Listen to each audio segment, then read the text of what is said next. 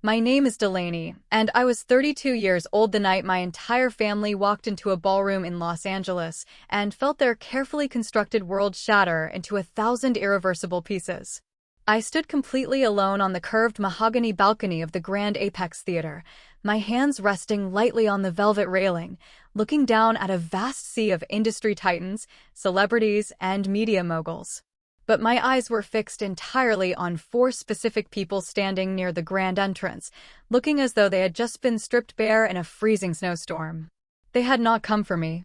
They had flown across the country to grovel, to desperately beg a faceless, powerful corporation to save their rapidly sinking reputation and their failing business.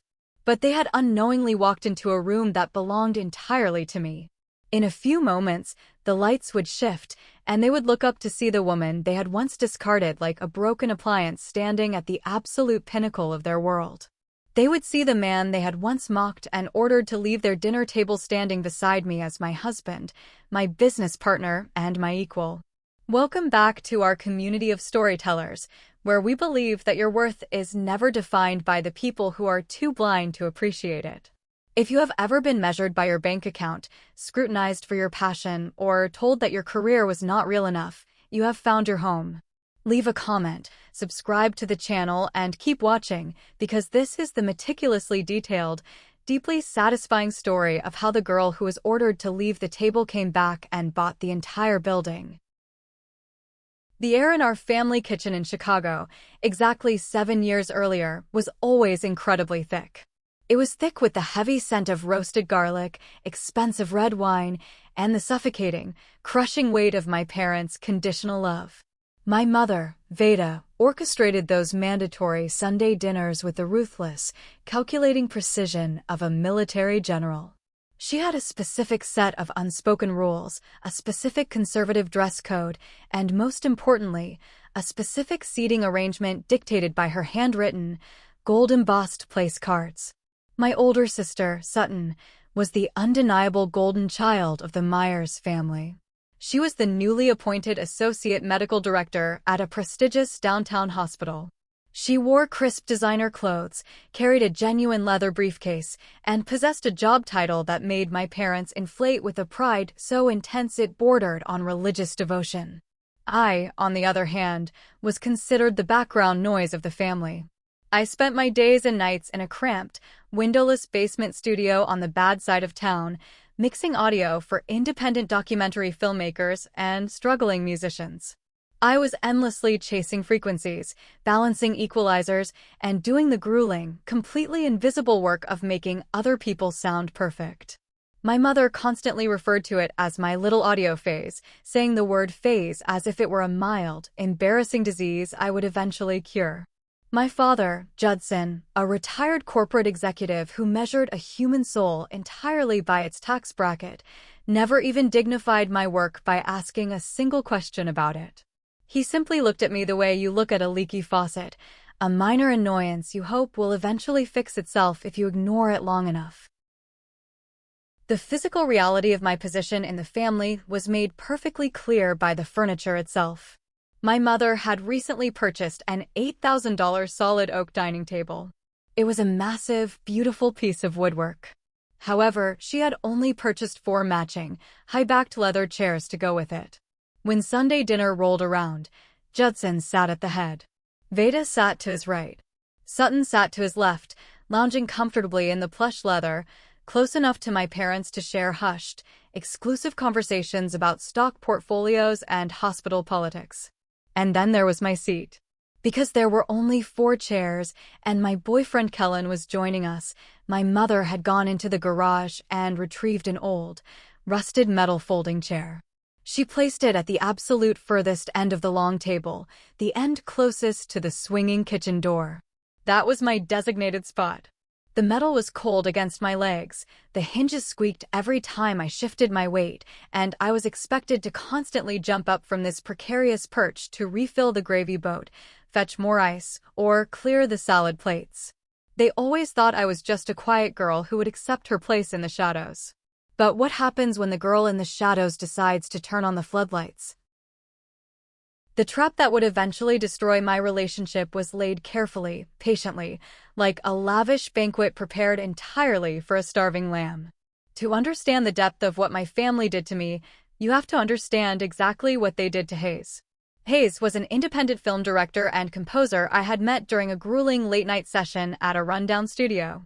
He was the kind of person who saw the world in vibrant frames and complex emotional colors that most people were far too busy to ever notice. He wore faded flannel shirts, his fingers were permanently calloused from playing the cello, and he possessed a quiet, unshakable belief in the art he was creating.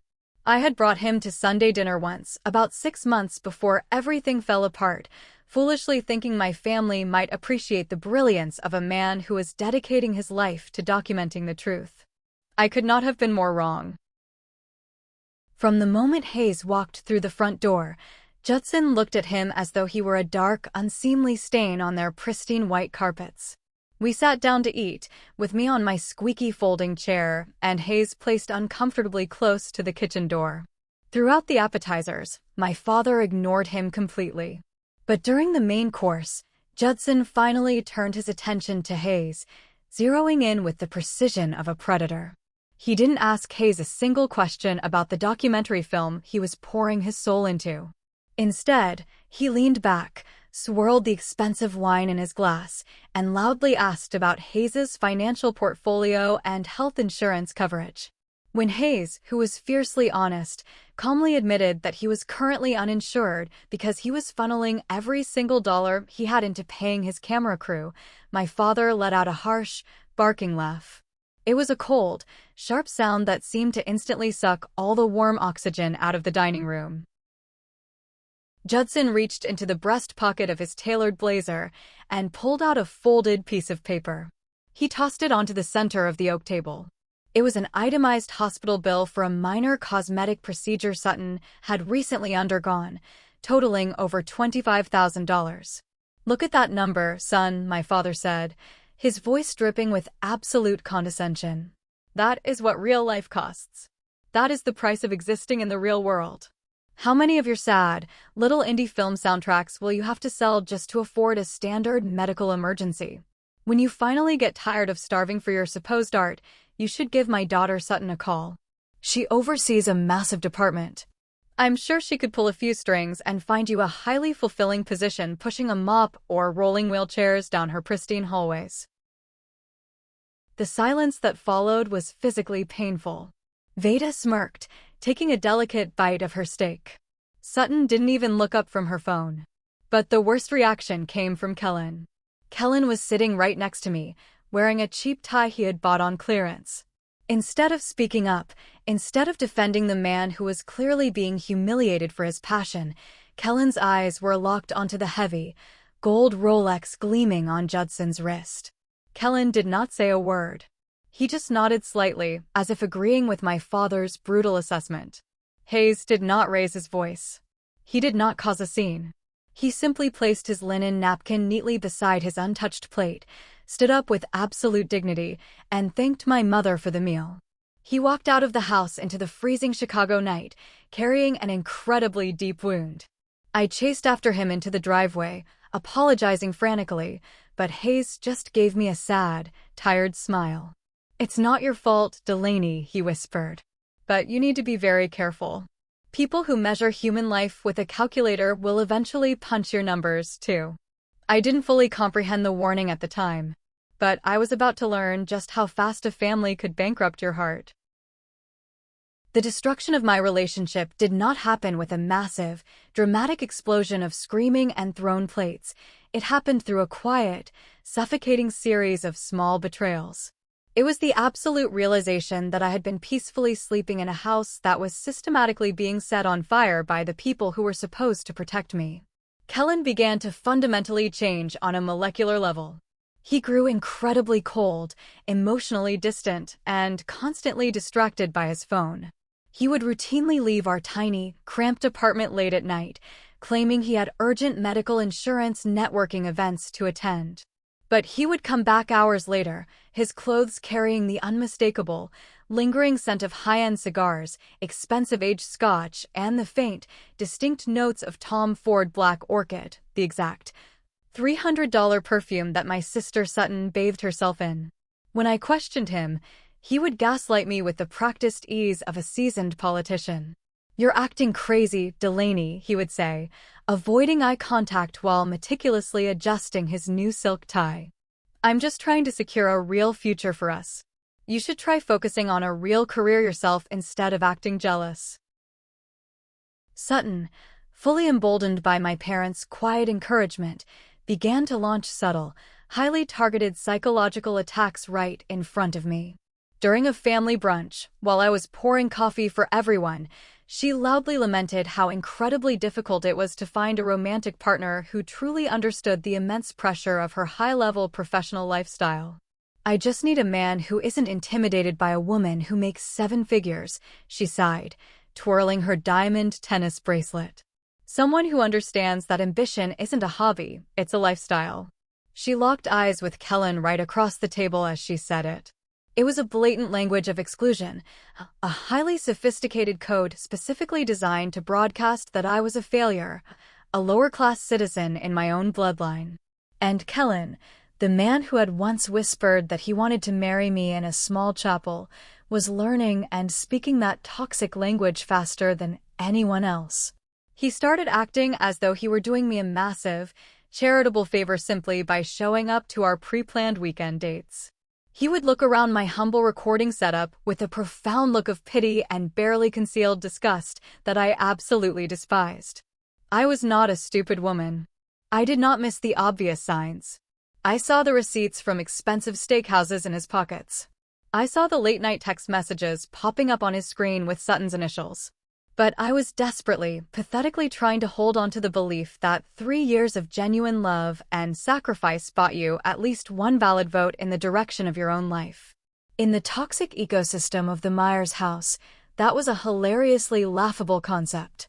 There were absolutely no votes. There was no democracy. There was only my mother meticulously counting the liquid assets, my father ruthlessly deciding where we all fit in his corporate ledger, and Sutton taking whatever shiny object she currently desired. I buried myself in my work to escape the agonizing reality. I started pulling 16-hour shifts at the studio, taking on the most difficult, corrupted audio files I could find. I would spend 6 straight hours isolating a single line of dialogue from a noisy street recording, obsessively cleaning the track, removing the hiss, the wind, and the garbage, trying to find the pure voice underneath. It was a massive metaphor for what I was trying to do with Kellen. I thought if I just worked hard enough, if I just loved him patiently enough, I could filter out the toxic noise my family was pumping into his brain and find the good man I thought he used to be. But human beings are not audio files. You cannot simply hit a digital delete key to remove greed. The trap had been set, the bait had been taken, and I was entirely alone. But what happens when the prey decides to bite back? Please hit the like button on this video, subscribe to our channel, and leave a comment with the city you are living in. Every single comment helps this video reach more people. Thank you so much for your support. The final breaking point did not arrive as a quiet, private conversation. It was delivered as a public execution right under the glare of my mother's imported crystal chandelier. It was a Sunday evening, naturally, because every single devastating disaster in my family's history always occurred on a Sunday. We were sitting around that massive, $8,000 oak table. Sutton was wearing a tailored designer dress that undeniably cost more than the entire net worth of my audio equipment. Kellen was sitting directly beside her, looking extremely smug, like a man who had finally been fitted for a luxury suit he had absolutely not earned. My father, Judson, cleared his throat with a loud, authoritative rumble, and the dining room instantly went dead silent. It was a forced, artificial silence that made the hair on my arm stand up. He placed his heavy silver fork down and began speaking in his slow, corporate boardroom voice. "I have been thinking deeply about the concept of family alignment," Judson announced, looking directly at Kellen with a profound sense of pride that he had never, not once in my entire life, offered to me. "A family is like a corporation. It requires strong, ambitious leadership and strategic partnerships to thrive. Kellen, I have been watching your potential. You have an energy and a hunger that is currently being wasted. He paused for dramatic effect, letting his eyes sweep across the table before landing on me with utter indifference. Therefore, I am pleased to announce that starting next Monday, Kellen will be officially stepping into the role of Director of Logistics and Procurement at Sutton's Hospital.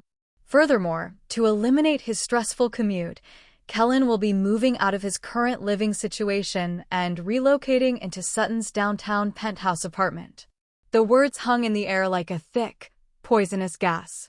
The way my father spoke, it was exactly as if Kellen were a piece of heavy machinery being relocated from a failing, bankrupt warehouse into a brand-new, high-tech facility. Sutton sat there, taking a slow sip of her water, smiling that tight, victorious, incredibly arrogant smile that I had learned to hate with every fiber of my being. She didn't even bother to look at me. She didn't have to.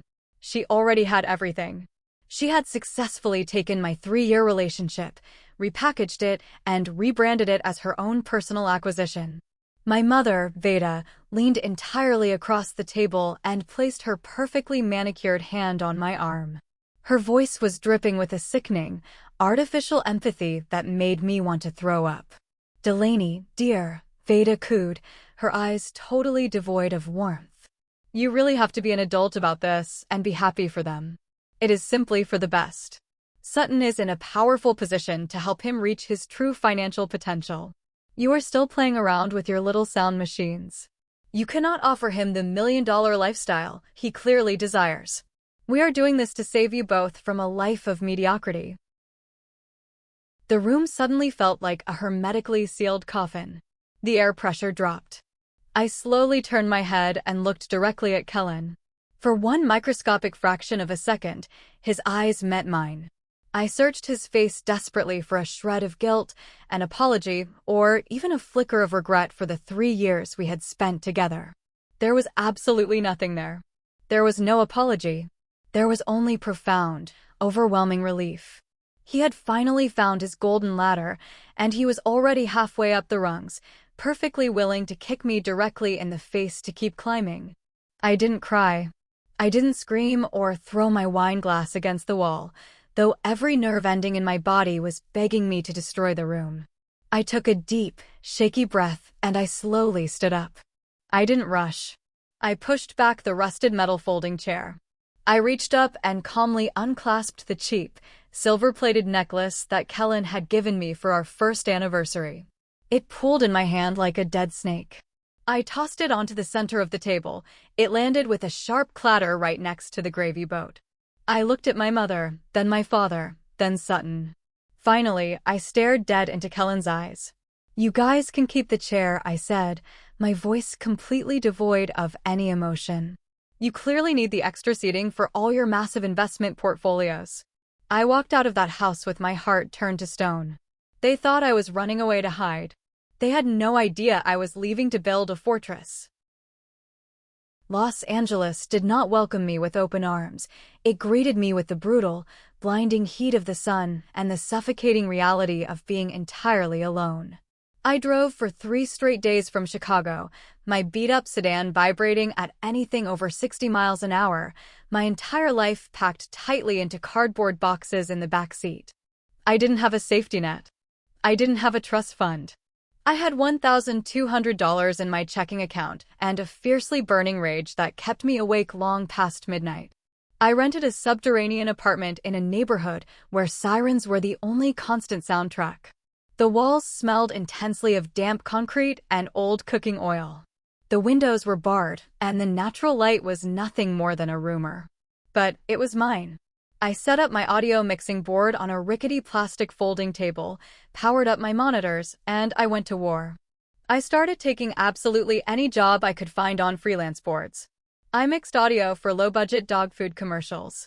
I cleaned up atrocious, wind-blown dialogue for true crime podcasts recorded on cheap microphones. I slept in 4-hour intervals, my head resting directly on my keyboard, waking up with the imprint of keys on my cheek. The work was exhausting, mind-numbing, and entirely devoid of glamour, but every single $100 payment was a brick in the wall I was building between myself and my family. About 8 months into my brutal exile, I took a desperately underpaid gig mixing sound for an independent science fiction film. The director had fired his previous audio engineer, the budget was completely dried up, and they needed a miracle. I walked into the dimly lit, dilapidated studio in East Hollywood, carrying my laptop and a thermos of stale coffee. I looked up at the mixing console, and there he was. Hayes. He looked thinner, his hair was longer, and the dark circles under his eyes matched my own. He was the director of this broken, chaotic project.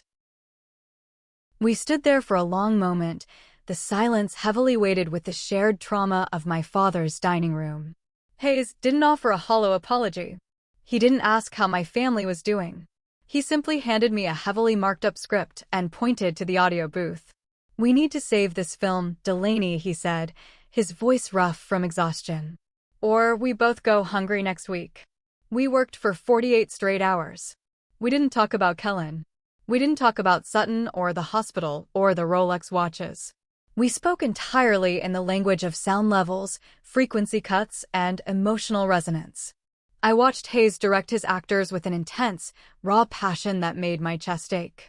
He wasn't chasing money, he was chasing truth. On the third night, as we sat on the floor of the studio sharing a single, lukewarm slice of pizza, Hayes reached into his worn leather satchel. He pulled out a piece of paper.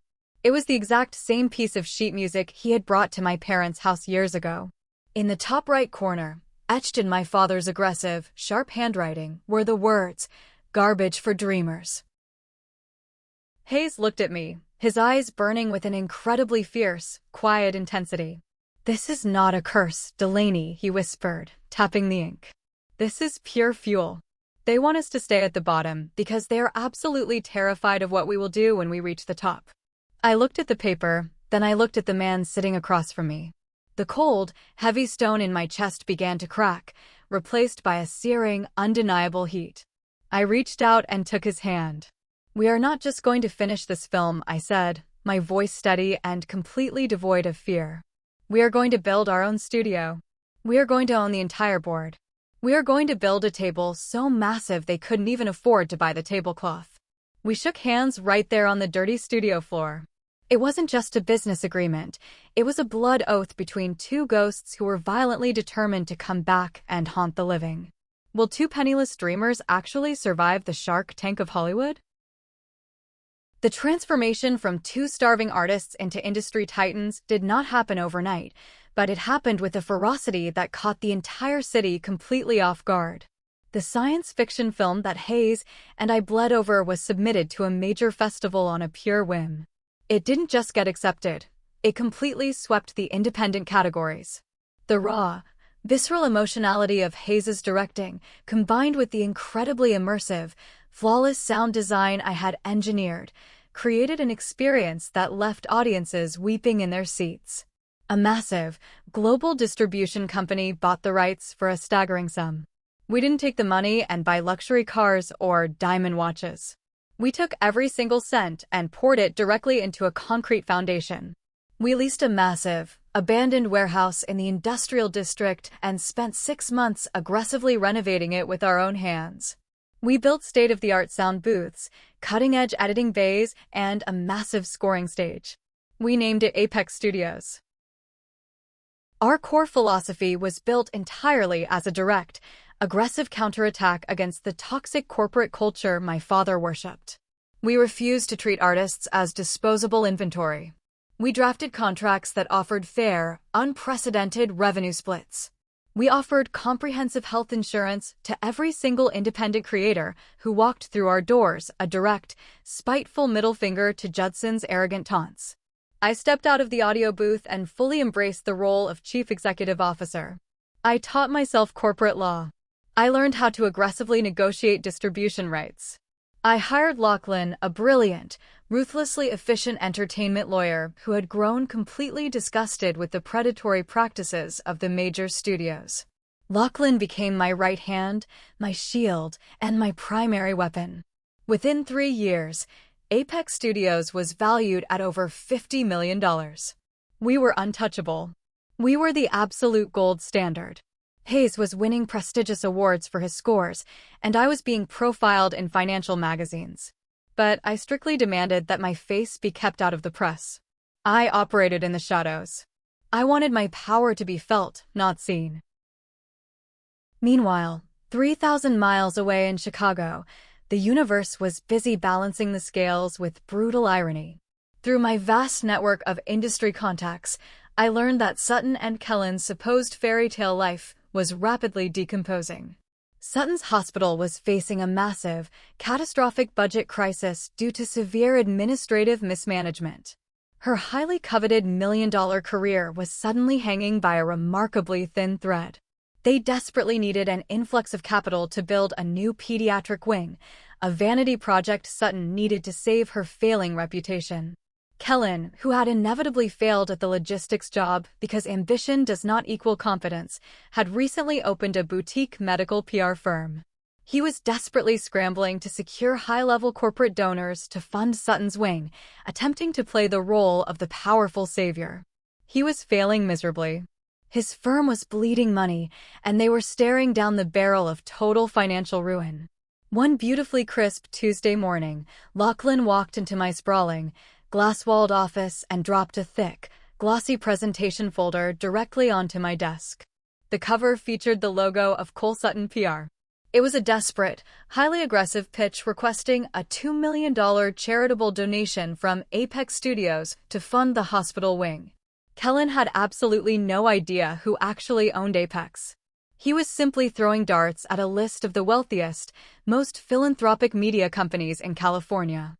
I slowly opened the folder. The contract terms were sickeningly predatory. If we donated the money, Kellen's PR firm would aggressively siphon off a massive 30% management fee before a single dollar ever reached a patient. He was trying to rob a charity to pay his own mortgage. I looked up at Lachlan, a slow, incredibly dangerous smile spreading across my face. I didn't feel anger. I felt absolute, crystal-clear purpose. Lachlan, I said softly, draft an invitation. Invite Mr. Cole and his key stakeholders to our massive winter premiere gala. Tell them the anonymous CEO of Apex Studios is highly interested in discussing a partnership. The trap was officially set. The mice were happily marching toward the cheese. What will happen when they realize the cheese is sitting inside a steel cage? The night of the Apex Winter Premiere Gala was a masterclass in calculated intimidation. I had rented out the most exclusive, opulent theater in downtown Los Angeles. The architecture was breathtaking, featuring towering marble columns, sweeping velvet curtains, and a massive, glittering crystal chandelier that made the one in my mother's dining room look like a cheap plastic toy. Outside, hundreds of flashing cameras illuminated the red carpet as A-list actors, legendary directors, and powerful studio executives flooded into the venue. The air vibrated with the heavy, intoxicating frequency of pure wealth and absolute influence.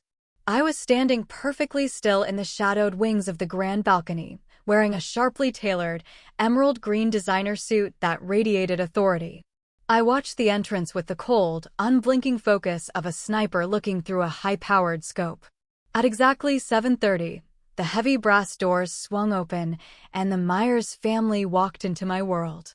The sheer contrast was instantly, painfully obvious. Veda, Judson, Sutton, and Kellen stepped onto the plush carpet looking like they had just landed on a hostile alien planet. They had clearly spent thousands of dollars trying to look the part. Sutton was wearing a severely tight couture gown, clutching a luxury handbag as if it were a life preserver. Kellen was sweating profusely inside a rented tuxedo, his eyes frantically darting around the room, desperately trying to project an aura of belonging that he absolutely did not possess. Veda and Judson walked with their noses slightly elevated, attempting to maintain their usual arrogant posture, but the sheer, overwhelming scale of the wealth surrounding them was clearly crushing their fragile egos. They were no longer the biggest fish in the pond. They were microscopic plankton swimming in an ocean of great white sharks. I watched silently as Kellen flagged down a passing waiter carrying a tray of champagne. The waiter, an aspiring actor who was treated with immense respect and paid a highly competitive living wage by Apex, offered a polite, confident smile. Sutton immediately sneered at him, deeply annoyed that the staff did not physically bow to her presence. Kellen aggressively grabbed 2 glasses and immediately began loudly boasting to Veda about the massive $2 million deal he was about to personally secure with the mysterious, elusive CEO of Apex. He puffed out his chest, completely oblivious to the fact that several major film producers standing nearby were giving him looks of profound, secondary embarrassment. I leaned over the velvet railing, my heart beating with a steady, rhythmic drumbeat of absolute control. I had personally designed the seating chart for the evening. I had placed their table number 2, directly in the center of the room, right at the absolute edge of the primary spotlight. There would be no hiding. There would be no shadows for them to retreat into. They were going to experience every single second of their impending humiliation under the brightest lights in the city. Lachlan approached me in the shadows, holding a sleek wireless tablet containing the digital copy of Kellen's fraudulent PR contract. "They are seated, boss," Lachlan whispered, his tone strictly professional, but carrying a subtle hint of extreme satisfaction. "Mr. Cole has already asked 3 separate security guards if they know what time you will be greeting him. He is extremely desperate." I nodded slowly, reaching up to adjust the lapel of my suit. "Let him sweat, Lachlan. Let them absorb the architecture. Let them feel the weight of a room they cannot afford to buy their way out of." I turned away from the balcony and began making my way down the spiraling marble staircase toward the backstage area. The overture music was beginning to swell, vibrating deeply through the floorboards. The moment of absolute reckoning was exactly 3 minutes away. They had spent my entire life telling me to sit down and be quiet. Now, I was going to force them to stand up and listen. How hard will the mighty fall when the floor is ripped out from under them? The heavy velvet curtains parted, and the massive theater plunged into an ocean of deep, expectant darkness. 500 of the most powerful people in the entertainment industry fell completely silent. The only sound was the dramatic, sweeping orchestral score composed by Hayes, vibrating through the state-of-the-art acoustic system I had personally engineered. A single, blindingly bright spotlight snapped on, illuminating Lachlan as he walked confidently to the center of the grand stage. He adjusted the microphone, his presence commanding absolute authority. "Good evening, ladies and gentlemen," Lachlan's voice boomed, rich and resonant. "Welcome to the Apex Studios Winter Gala. We are gathered tonight not just to celebrate cinematic excellence, but to honor the unshakable foundation of this company. Apex was built on a singular, unbreakable promise: absolute integrity. We do not exploit artists. We do not negotiate with predators. And we absolutely do not invest our capital in the business of deception." I stood completely still in the pitch-black wings of the stage, watching table number 2. Kellen was leaning forward, nodding enthusiastically, completely oblivious to the fact that Lachlan was describing him as a predator. Sutton was nervously checking her reflection in the blade of her butter knife. Judson was frowning, clearly annoyed by the moralistic tone of the speech. "It is my profound honor," Lachlan continued, his voice rising in intensity, "to introduce the architect of this empire. The visionary who built this company from the ground up with nothing but relentless grit and uncompromising truth. Ladies and gentlemen, please welcome the founder and chief executive officer of Apex Studios, Delaney Myers." The orchestral music swelled to a massive, heart-stopping crescendo. A second, massive spotlight ignited, tearing through the darkness and hitting me squarely as I stepped out from the wings. I walked slowly, deliberately to the center of the stage. The applause was deafening, a physical wave of sound rolling over the room. But I didn't look at the crowd. I locked my eyes dead onto table number 2. The reaction was not just a surprise, it was a total, catastrophic physiological collapse. Kellen's mouth opened so wide it looked unhinged. The expensive crystal champagne flute slipped completely out of Sutton's manicured fingers, shattering violently against the marble floor. Veda violently grabbed the edge of the table, her face draining of blood so rapidly she looked like a wax mannequin that had been left in a freezer. Judson's arrogant posture instantly shattered. He slumped back in his chair, his eyes bulging, his chest heaving as if the oxygen had just been permanently removed from the room. I stood at the podium and gripped the edges. I didn't smile. I didn't gloat. I simply radiated pure, terrifying authority. "Welcome to Apex," I said softly into the microphone, my voice echoing off the vaulted ceilings. "I am thrilled to see so many familiar faces tonight. Some of you have been with me since the days I was mixing audio in a damp basement. And some of you." I paused, letting my gaze burn a hole directly through my father's skull. "Some of you told me that I was garbage for dreaming. You told me that I needed to know my place. Well, I found my place. And it is standing right here, holding the deeds to the building you are currently sitting in." The silence at table number 2 was so profound it was almost violent. I stepped away from the podium. I wasn't going to hide behind a microphone. I was going to finish this directly to their faces. I walked down the short flight of stairs and moved purposefully through the crowd, heading straight for the center of the room. The sea of wealthy executives parted for me like the Red Sea. I was no longer the girl on the rusty folding chair. I was the executioner, and the blade was finally dropping.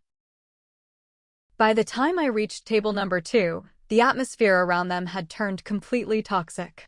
They were entirely paralyzed by shock, surrounded by hundreds of people who were actively watching the CEO approach their table. Kellen was visibly shaking. His cheap rental tuxedo seemed to swallow him whole. Sutton was hyperventilating, her perfectly contoured makeup unable to hide the sheer, panicked desperation in her eyes. It was my mother, Veda, who completely broke first. In a pathetic, deeply sickening display of pure survival instinct, she frantically scrambled to her feet. She aggressively shoved her shock down and slapped on a manic, incredibly fake smile. "Delaney!" Veda gasped, her voice shrill and trembling. "Oh my God, Delaney. We are so incredibly proud of you. We always knew you were doing something highly important out here." I stopped exactly 3 feet from her. I didn't raise my hand. I didn't yell. I simply looked at her with a gaze so cold it could have frozen boiling water. "Do not embarrass yourself, Veda," I said, my voice barely above a whisper, but carrying the weight of a sledgehammer. "You didn't even know I was in California until 10 minutes ago. You came here tonight to beg a stranger for money." Sutton finally found her voice, though it was weak and shaking uncontrollably. "Delaney, please," Sutton stammered, frantically grabbing Kellen's arm. "We are here for a highly important business meeting. Kellen has a massive proposal for the hospital. We need that $2 million. I slowly turned my attention to Kellen. He looked like a man standing on the trapdoor of a gallows. I reached into the inner pocket of my tailored suit jacket and pulled out the glossy presentation folder he had submitted. I tossed it onto the center of their table. It landed directly on top of the shattered glass from Sutton's champagne flute. Apex Studios does not invest $2 million into fraudulent, parasitic PR firms that attempt to siphon 30% of a charitable donation to pay off their own crushing personal debts, I stated clearly. Ensuring the surrounding tables could hear exactly what kind of business Kellen was running. The collective gasp from the nearby executives was incredibly satisfying. "You thought you could use my sister's failing hospital wing to line your own empty pockets, Kellen. You traded 3 years of loyalty for a luxury apartment, and now you are standing here begging the woman you threw away to save you from bankruptcy." My father, Judson, finally stood up. His face was purple with suppressed rage and profound humiliation. "You cannot speak to us this way," he hissed, leaning heavily on the table. "We are your blood. We are your family. This is completely unprofessional." I stepped incredibly close to him, refusing to yield a single inch of ground. "You lost the right to call yourself my family the night you handed my boyfriend to my sister like a corporate bonus, Judson. You told me my passion was worthless. You told Hayes's art wouldn't pay for a hospital bed." I snapped my fingers, and the crowd behind me slightly parted. Hayes stepped forward. He wasn't wearing a cheap flannel shirt anymore. He was wearing a custom-tailored tuxedo, and in his right hand, He was casually holding the prestigious Academy Award he had won exactly 2 months prior for Best Original Score. Judson stared at the golden statue, completely physically destroyed. "Hello again, Judson," Hayes said, a razor-sharp smile playing on his lips. "It turns out my sad little indie soundtracks paid for this entire building. And just to be perfectly clear, I am now her husband." The sheer devastation on Sutton's face was absolute perfection. She had chased the money, and she had ended up completely broke, staring at the sister who had just bought the world. The utter, spectacular collapse of the Myers family was not a loud explosion. It was a pathetic, agonizingly slow deflation.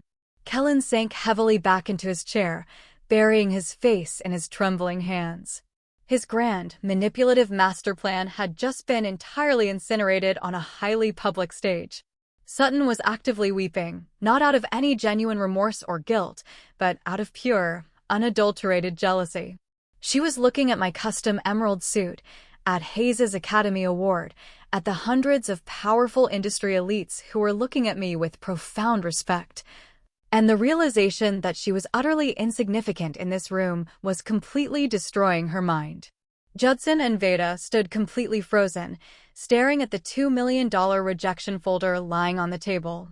The money they desperately needed to save Sutton's career, the money they thought would validate their toxic worldview, was gone forever.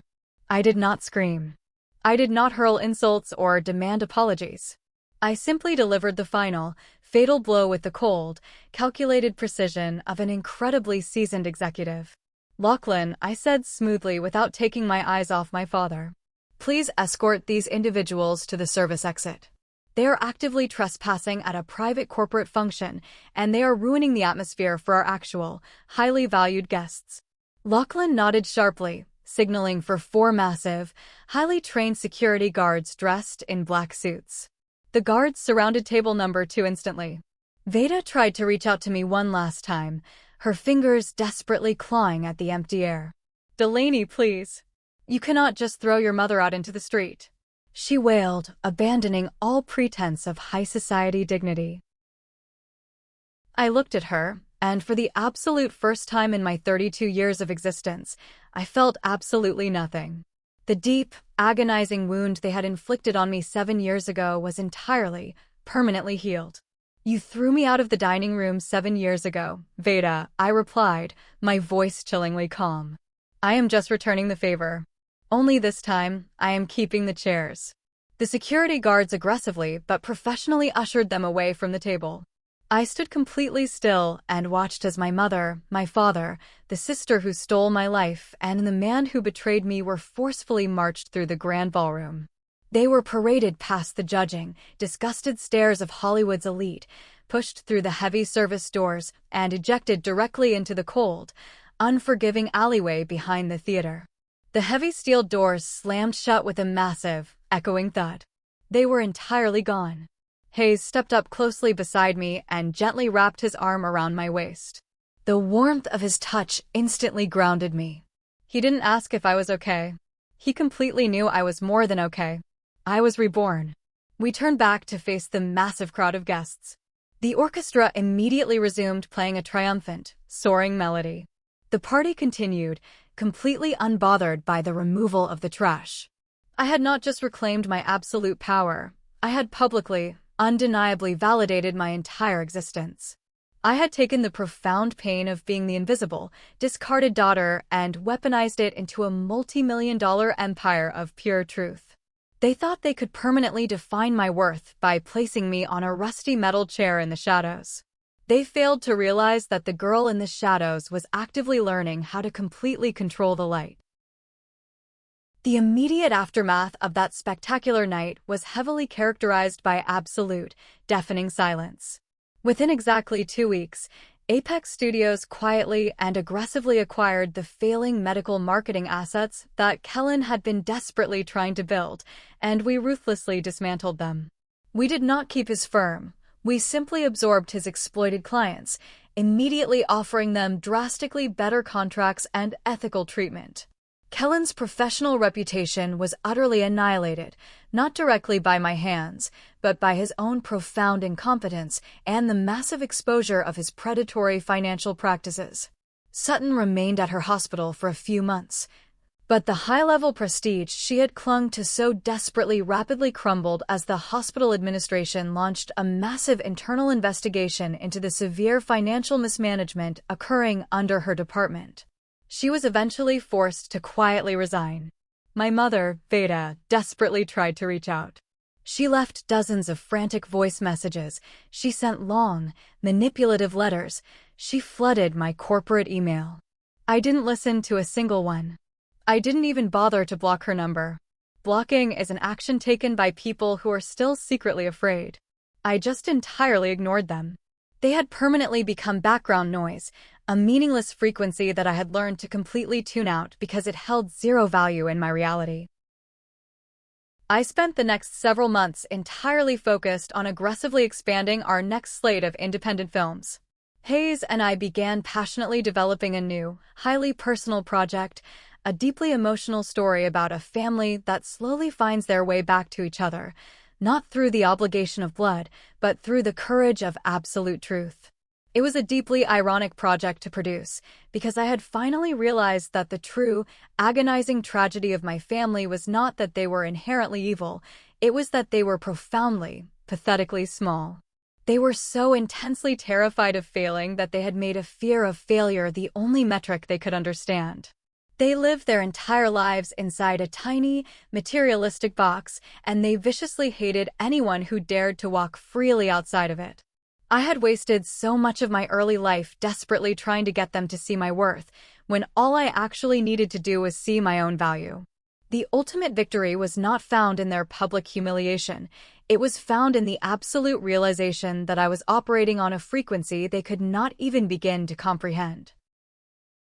My family aggressively taught me that human worth is something you are granted by the elite, that it is merely a temporary seat at a corporate table you did not build. But they were catastrophically wrong. True worth is something you actively, fiercely claim. You build the table with your own hands, you meticulously choose the guests who respect you, and you absolutely dictate who gets a seat. I am sharing this deeply personal story not to make you feel pity for the toxic people who have hurt you, but to make you clearly realize that their abusive power only exists because you currently allow them to wield it. The exact second you decide that your life, your passion, and your career belong entirely to you, their power violently evaporates. It took me years of grueling, exhausting work to fully learn that lesson, but once I finally did, I never looked back at the shadows again. Yesterday afternoon, I received a highly desperate, 3-page email from Kellen. He is begging me, pleading with me on his hands and knees, to not release the full, unredacted details of his fraudulent hospital contracts to the national media, claiming it will permanently destroy Sutton's remaining chances at a medical career. He is asking for mercy. So, I am turning to you, my audience. Do you honestly believe I should be the bigger person and permanently delete his pathetic email? Or should I immediately forward the entire fraudulent file to the National Medical Ethics Board to ensure they never exploit another patient again? It is a classic, deeply satisfying question of professional ethics versus ultimate revenge. I have already made my definitive choice, but I want you to be the jury. Drop a comment below right now and tell me exactly what you would do. If this story resonated with you, if you have ever had to build your own massive table in the face of people who told you that you were worthless, share this video. Remember, you do not need anyone's permission to be successful. Thank you for watching. If you haven't subscribed yet, hit that button now, like the video, and I will see you in the next story.